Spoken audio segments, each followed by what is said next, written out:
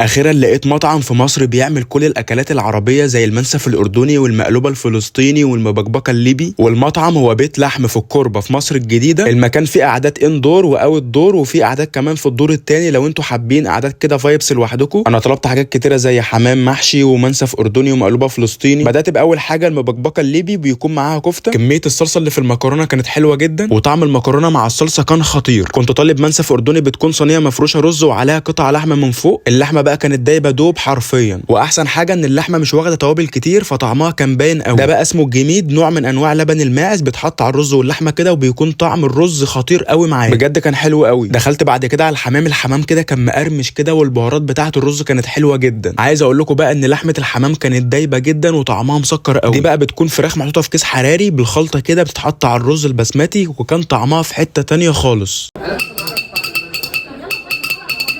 دي بقى المقلوبه الفلسطيني، بتكون عباره بقى عن قطع لحمه ومعاها بدنجان ومعاها رز بسمتي، وكان طعمها جامد قوي. انا عايز اقول لكم بقى الرز اللي كان مع المقلوبه دوت كان مطلعني المريخ عند عنب على طول. خلصت اكل وقلت لازم احل بقى بشويه قطايف وجلاش وكنافه كده حلوين جدا زي دول، وبجد كانت تجربه حلوه جدا، وباذن الله هجربها تاني في مطعم بيت لحم.